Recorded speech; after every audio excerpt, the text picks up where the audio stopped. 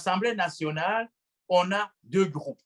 Le groupe du CNDD-FDD et le groupe du CNL. En réalité, c'est le CNL qui devrait être au pouvoir. Maintenant, on l'a forcé à être dans l'opposition, à occuper le second rang, alors que c'est lui qui a gagné les élections. Et le CNDD-FDD qui a perdu les élections, c'est celui qui, par la force, est au pouvoir. D'où justement ce comportement du CNDD-FDD face au CNL. Parce que le CNL, c'est un élément gênant. Il ne faut pas lui donner la parole. Il ne faut pas lui permettre de s'exprimer, de créer un groupe. Cependant, la Constitution l'accepte. La Constitution donne raison au CNL de constituer un groupe parlementaire. Mais le président de l'Assemblée nationale lui dit non. Pourquoi? Pour eux, la loi, ce n'est pas celle qui est écrite, elle est utilisée uniquement pour leurs propres intérêts. Mais quand il s'agit des intérêts du peuple, il faut utiliser une autre loi qui est dans leur tête. Et voilà où se trouve la contradiction. Voilà où se trouve la justification ou l'explication de ce que nous voyons à l'Assemblée nationale. La tyrannie, c'est un pouvoir qui a ses propres idées et dont les idées politiques ne répondent pas forcément aux attentes de tout un peuple, mais répondent aux attentes d'un certain nombre de personnes ou d'un groupe de personnes selon les intérêts qu'ils ont avec ce groupe. Voilà, ça c'est la première définition. La deuxième définition, c'est que la tyrannie répond à ce qu'on appelle la raison de la force. Voilà. Et avec un moyen utilisé de tuer, d'emprisonner, de torturer, d'exiler les gens.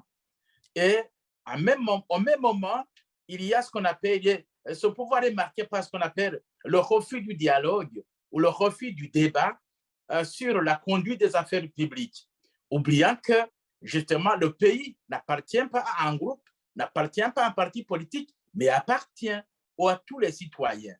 Et ce qui marque aussi ce pouvoir, c'est qu'il y a le refus d'organisation syndicale, le refus d'organisation de groupes parlementaires au sein du Parlement pour que les gens aient la capacité ou le loisir d'émettre des idées contraires à celles du pouvoir. Et c'est comme cela qu'on construit justement un monde d'idées, parce qu'il est dit que du choc des idées jaillit la lumière. Et il y a donc ce refus de débat populaire avec comme principe celui qui ne pense pas comme moi est un ennemi. En tyrannie, donc, l'ennemi, c'est qui? C'est celui-là qui ne pense pas comme moi. Voilà la tyrannie. Et en tyrannie, le multipartisme réel est mauvais. Il faut absolument le détruire. Donc, il faut la pensée unique. Pour eux, c'est ça. Donc, et la démocratie, c'est quoi? La démocratie, c'est la force de la raison. Ça veut dire qu'on a toute une politique, toute une ligne politique pour l'intérêt de toute la population, de tout un peuple. D'où justement le débat. Donc, ça repose sur ce qu'on appelle la force de la raison. Donc, le débat. Et donc, il y a aussi le respect de la personne humaine. Et on est conscient qu'on est délégué du peuple, de tout un peuple, et qu'on n'a pas à diviser les gens en deux groupes ceci, en deux groupes cela. Non. Alors, et puis, on aime le débat. On favorise la création des syndicats. On favorise la création des groupes parlementaires parce qu'il faut qu'il y ait un combat d'idées et non pas un combat de fusil. Et puis, le principe de base, c'est que celui qui ne pense pas comme moi m'enrichit. Et c'est ça la démocratie.